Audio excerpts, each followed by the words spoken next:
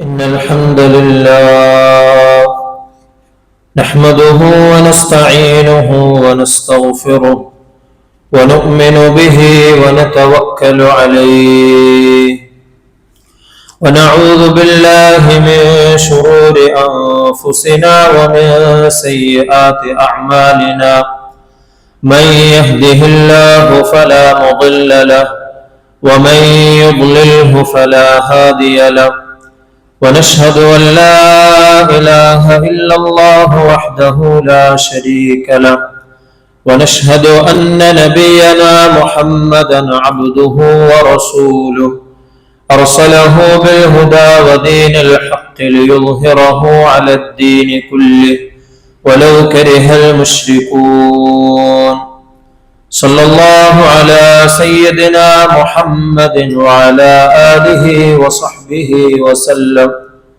تسليما كثيرا كثيرا أما بعد أيها الناس أوصيكم عباد الله ونفسي أولا بتقوى الله فقد قال الله تعالى في قرآنه الكريم بعد أعوذ بالله من الشيطان الرجيم بسم الله الرحمن الرحيم يا أيها الناس اتقوا ربكم الذي خلقكم من نفس واحدة وخلق منها زوجها وبث منهما رجالا كثيرا ونساء واتقوا الله الذي تساءلون به والأرحام إن الله كان عليكم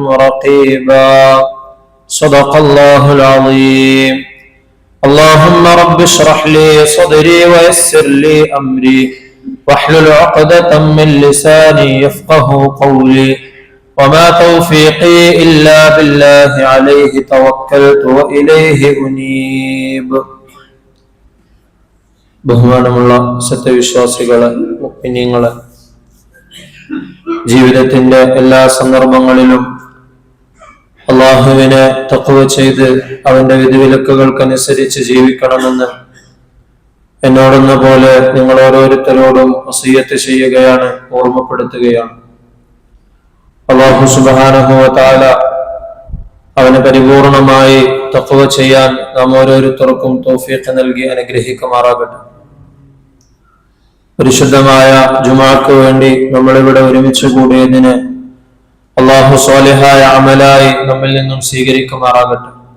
നമ്മുടെ എല്ലാ സൽക്കർമ്മങ്ങളെയും അള്ളാഹു പരിപൂർണമായി നമ്മിൽ നിന്ന് കബൂലാക്കുമാറാകട്ടെ. നമ്മുടെ തെറ്റുകുറ്റങ്ങളെല്ലാം അള്ളാഹു അവന്റെ കരുണ കൊണ്ട് നമുക്ക് വിട്ടുപുറത്ത് മാപ്പാക്കി തരുമാറാകട്ടെ. ഇനിയുള്ള ജീവിതകാലം അള്ളാഹുവിന് ഏറ്റവും ഇഷ്ടപ്പെട്ട രീതിയിൽ ജീവിക്കുവാനും കലിമ ഉച്ചരിച്ചുകൊണ്ട് ഈമാനോടുകൂടി മരണപ്പെടാനും അള്ളാഹു നമുക്ക് തൗഫീഖ് നൽകി അനുഗ്രഹിക്കുമാറാകട്ടെ. ദുആ കൊണ്ട് വസിയ്യത്ത് ചെയ്ത ആളുകളുടെ ഹലാലായ എല്ലാ ആഗ്രഹങ്ങളെയും അള്ളാഹു പരിപൂർണമായി നിറവേറ്റി കൊടുക്കുമാറാകട്ടെ. നമ്മിൽ നിന്നും മരണപ്പെട്ടു പോയവർക്ക് അള്ളാഹു മഗ്ഫിറത്തും മർഹമത്തും നൽകി അനുഗ്രഹിക്കുമാറാകട്ടെ. അവരുടെ ഖബറുകളെ അള്ളാഹു വിശാലമാക്കി കൊടുക്കുമാറാകട്ടെ. അവരുടെ തിന്മകളെല്ലാം അള്ളാഹു നന്മകളാക്കി മാറ്റിമറിച്ചു കൊടുക്കുമാറാകട്ടെ. അവരുടെ കുടുംബത്തിന് അള്ളാഹു ക്ഷമ പ്രദാനം ചെയ്യുമാറാകട്ടെ. പ്രിയമുള്ള മുഅ്മിനീങ്ങളെ,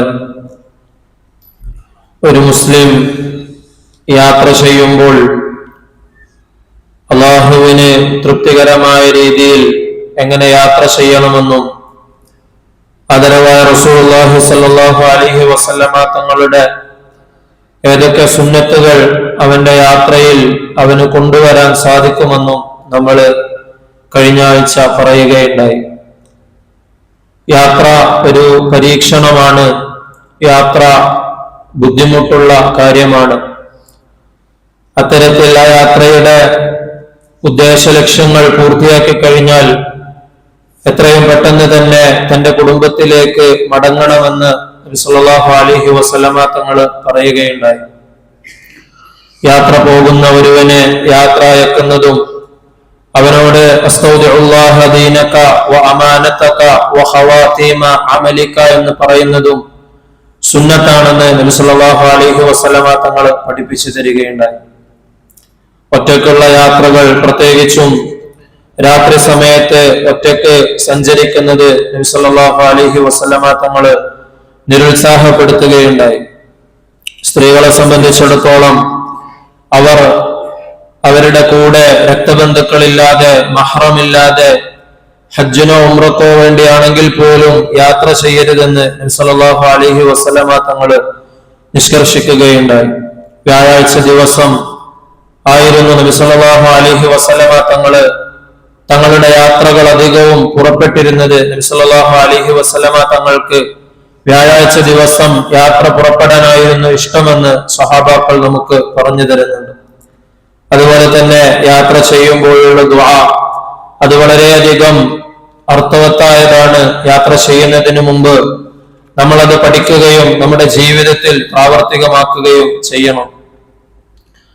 നബി സല്ലല്ലാഹു അലൈഹി വസല്ലമ തങ്ങളും തങ്ങളുടെ സഹാബാക്കളും ഉയരമുള്ള പ്രദേശങ്ങളിലേക്ക് യാത്ര ചെയ്യുമ്പോൾ അല്ലാഹു അക്ബർ എന്ന് തക്ബീർ പറയുകയും ഉയരം കുറഞ്ഞ സ്ഥലങ്ങളിലേക്ക് യാത്ര ചെയ്യുമ്പോൾ സുബ്ഹാനല്ലാഹ് എന്ന് തസ്ബീഹ് പറയുകയും ചെയ്യാറുണ്ടായിരുന്നു. അതുപോലെ തന്നെ യാത്രക്കാരന്റെ ദുആക്കും അല്ലാഹുവിനും ഇടയിൽ യാതൊരുവിധ തടസ്സങ്ങളുമില്ല, തീർച്ചയായും അത് അല്ലാഹു സ്വീകരിക്കുമെന്നും നബി സല്ലല്ലാഹു അലൈഹി വസല്ലമ തങ്ങൾ പഠിപ്പിച്ചതും. യാത്ര ചെയ്യുമ്പോൾ ഇടയ്ക്ക് എവിടെയെങ്കിലും ഇറങ്ങുകയാണെങ്കിൽ അഊദു ബികലിമാത്തില്ലാഹി തമ്മാത്തി മിൻ ശർരി മാ ഖലഖ എന്ന ദുആ അവൻ പറയുകയാണെങ്കിൽ അവന്റെ യാത്ര അവിടെ നിന്നും പുനരാരംഭിക്കുന്നത് വരെയും യാതൊരുവിധ ബുദ്ധിമുട്ടുകളും അവന് സംഭവിക്കുകയില്ല എന്ന് നബി സല്ലല്ലാഹു അലൈഹി വസല്ലമ തങ്ങൾ പറയുകയുണ്ടായി. യാത്ര ചെയ്യുമ്പോൾ സംഘമായി യാത്ര ചെയ്യുകയും അത് 3 ആളുകളുണ്ടെങ്കിൽ അതിലൊരാളെ അമീറാക്കുകയും ചെയ്യണമെന്ന് നബി തങ്ങൾ പറഞ്ഞു. അങ്ങനെ സംഘമായി യാത്ര ചെയ്യുമ്പോൾ എല്ലാവരും ചേർന്ന് നിൽക്കുകയും ഛിന്ന ഭിന്നമായി പോവുകയും ചെയ്യുന്നത് നബി സല്ലല്ലാഹു അലൈഹി വസല്ലമ തങ്ങൾ വിലക്കുകയുണ്ടായി. ഇമാം ബുഖാരി ഉദ്ധരിക്കുന്ന ജാബിർ ഇബ്നു അബ്ദുല്ലാഹ് റളിയല്ലാഹു അൻഹുവിൽ നിന്നുള്ള ഹദീസ്, അദ്ദേഹം പറയുകയാണ്, കാന നബി സല്ലല്ലാഹു അലൈഹി വസല്ലം യക്റഹു അൻ യഅതി അർ-റജുലു അഹ്ലഹു തുറൂഖ. നബി സല്ലല്ലാഹു അലൈഹി വസല്ലമ തങ്ങൾ യാത്ര കഴിഞ്ഞ് തിരിച്ചു വരുമ്പോൾ അപ്രതീക്ഷിതമായി പെട്ടെന്ന് രാത്രി സമയത്ത് തങ്ങളുടെ കുടുംബത്തിന്റെ അടുത്ത്, തങ്ങളുടെ ഭാര്യമാരുടെ അടുത്ത് വരുന്നത് ഇഷ്ടപ്പെട്ടിരുന്നില്ല. വകാന ലാ യത്റുഖു അഹ്ലഹു കാന ലാ യദ്ഖുലു ഇല്ലാ ഗുദുവതൻ ഔ അശിയ. നബി സല്ലല്ലാഹു അലൈഹി വസല്ലമ തങ്ങൾ വീട്ടിലേക്ക് പ്രവേശിച്ചിരുന്നത് പകൽ സമയത്തോ അല്ലെങ്കിൽ വൈകുന്നേര സമയത്തോ ആയിരുന്നു. യാത്ര കഴിഞ്ഞു വരികയും രാത്രി വീട്ടിലെത്തിച്ചേരുകയും ചെയ്യുകയാണെങ്കിൽ അത് മുൻകൂട്ടി വീട്ടുകാരെ അറിയിക്കുകയും അത്തരത്തിൽ മാത്രം വീട്ടിലേക്ക് വരികയും ചെയ്യണമെന്ന് മുഹദ്ദിസീങ്ങൾ നമുക്ക് പറഞ്ഞു തരുന്നുണ്ട്. ഇമാം ബുഖാരി ഉദ്ധരിക്കുന്ന കഅബ് റളിയല്ലാഹു അൻഹുവിൽ നിന്നുള്ള മറ്റൊരു ഹദീസിൽ അദ്ദേഹം പറയുകയാണ്, അന്ന നബിയ സല്ലല്ലാഹു അലൈഹി വസല്ലം കാന ഇദാ ഖദിമ മിൻ സഫറിൻ ദുഹാ. നബി തങ്ങൾ ഇത്തരത്തിൽ പകൽ സമയത്ത് യാത്രയിൽ നിന്നും മടങ്ങിയെത്തുകയാണെങ്കിൽ ദഖലൽ മസ്ജിദ ഫസല്ല റകഅതൈൻ ഖബല അൻ യജ്ലിസ്. വീട്ടിലേക്ക് പ്രവേശിക്കുന്നതിന് മുമ്പായി നബി സല്ലല്ലാഹു അലൈഹി വസല്ലമ തങ്ങൾ പള്ളിയിലായിരുന്നു പോയിരുന്നത്. ഫസല്ല റകഅതൈൻ ഖബല അൻ യജ്ലിസ് എന്ന് മാത്രമല്ല, നബി സല്ലല്ലാഹു അലൈഹി വസല്ലമ തങ്ങൾ പള്ളിയിൽ പ്രവേശിച്ച് അവിടെ ഇരിക്കുന്നതിന് മുമ്പായി 2 റക്അത്ത് സുന്നത്ത് നമസ്കരിക്കാറുണ്ടായിരുന്നു. യാത്രയിൽ നിന്നും മടങ്ങി വരുമ്പോഴൊക്കെ നബി സല്ലല്ലാഹു അലൈഹി വസല്ലമ തങ്ങളുടെ പതിവ് ഇങ്ങനെയായിരുന്നു. അതുകൊണ്ട് യാത്രയിൽ നിന്നും മടങ്ങുന്ന സമയത്ത് അടുത്തുള്ള പള്ളിയിൽ നിന്ന് 2 റക്അത്ത് നമസ്കരിക്കുന്നത് സുന്നത്താണെന്ന് മുഹദ്ദിസീങ്ങൾ രേഖപ്പെടുത്തുന്നുണ്ട്. അതുപോലെ തന്നെ അല്ലാഹു സുബ്ഹാനഹു വ തആല യാത്രക്കാർക്ക് നമസ്കാരത്തിൽ ഇളവ് നൽകിയിട്ടുണ്ട്, ജംഉം ഖസ്റും. അത് രണ്ടും നബി സല്ലല്ലാഹു അലൈഹി വസല്ലമ തങ്ങളുടെ യാത്രകളിൽ നിർവഹിച്ച് നമുക്ക് കാണിച്ചു തരികയുണ്ടായി. ഇമാം മുസ്ലിം ഉദ്ധരിക്കുന്ന ഇബ്നു അബ്ബാസ് റളിയല്ലാഹു അൻഹുമയുടെ ഹദീസിൽ അന്ന നബി സല്ലല്ലാഹു അലൈഹി വസല്ലമ ജമഅ ബൈന സ്വലാത്തി ഫീ സഫറത്തിൻ സഫറഹാ ഫീ ഗസ്വത്തി തബൂക്ക്. തബൂക്ക് യുദ്ധത്തിന് വേണ്ടി മക്കയിൽ നിന്നും ഒരുപാട് അകലെയാണ് തബൂക്ക് സ്ഥിതി ചെയ്യുന്നത്. അവിടേക്ക് ദിവസങ്ങളെടുത്ത് യാത്ര ചെയ്യുകയും അവിടെ യുദ്ധത്തിനു വേണ്ടി ഒരുപാട് ദിവസം താമസിക്കുകയും ചെയ്യേണ്ടതായി വന്നു. ആ സമയത്തെല്ലാം നബി സല്ലല്ലാഹു അലൈഹി വസല്ലമ തങ്ങള് നമസ്കാരം ജംഅ് ചെയ്തതായി ഇബ്നു അബ്ബാസ് റളിയല്ലാഹു അൻഹുമ പറഞ്ഞു തരുന്നുണ്ട്. ഫജമഅ ബൈനൽ ളുഹ്രി വൽ അസ്രി വൽ മഗ്രിബി വൽ ഇശാ, ളുഹ്റിനെയും അസ്റിനെയും ആ രണ്ട് നമസ്കാരങ്ങളുടെ ഏതെങ്കിലും ഒരു സമയത്ത് വെച്ച് ജംഅ് ചെയ്യുമായിരുന്നു. അതുപോലെ തന്നെ മഗ്രിബിനെയും ഇശാഇനെയും ഏതെങ്കിലും ഒരു സമയത്ത് നബി സല്ലല്ലാഹു അലൈഹി വസല്ലമ തങ്ങള് ജംഅ് ചെയ്ത് നമസ്കരിക്കാറുണ്ടായിരുന്നു. വഖാമ നബി സല്ലല്ലാഹു അലൈഹി വസല്ലമ 19 യഖ്സുർ, അതുപോലെ ഒരുപാട് സമയങ്ങളിൽ നബി സല്ലല്ലാഹു അലൈഹി വസല്ലമ തങ്ങള് നമസ്കാരം ഖസ്ർ ചെയ്ത് ചുരുക്കി നമസ്കരിക്കാറുണ്ടായിരുന്നു. ളുഹ്റിനെ 4 റക്അത്തുള്ളത് 2 റക്അത്തായിട്ടും, അസ്ർ 4 റക്അത്തുള്ളത് 2 റക്അത്തായിട്ടും, ഇശാഇനെ 2 റക്അത്തുള്ളത് 4 റക്അത്തുള്ളത് 2 റക്അത്തായി ഇങ്ങനെ ഖസ്ർ ചെയ്ത് നമസ്കരിക്കാറുണ്ടായിരുന്നു. ഒരു യാത്രയിൽ ഇത് 19 ദിവസം വരെ നീണ്ടു നിന്നു എന്ന് സ്വഹാബാക്കൾ നമുക്ക് പറഞ്ഞു തരുന്നുണ്ട്. അല്ലാഹു സുബ്ഹാനഹു വ തആല ഇത്തരത്തിൽ യാത്രയുടെ മര്യാദകൾ പാലിച്ചുകൊണ്ട് നബി സല്ലല്ലാഹു അലൈഹി വസല്ലമ തങ്ങള് പഠിപ്പിച്ചു തന്ന സുന്നത്തുകൾ പാലിച്ചുകൊണ്ട് യാത്ര ചെയ്യാൻ നമുക്ക് ഓരോരുത്തർക്കും തൗഫീഖ് നൽകി അനുഗ്രഹിക്കുമാറാകട്ടെ. അതുപോലെ തന്നെ ശഅബാൻ മാസം നമ്മളിലേക്ക് ആഗതമായിരിക്കുക.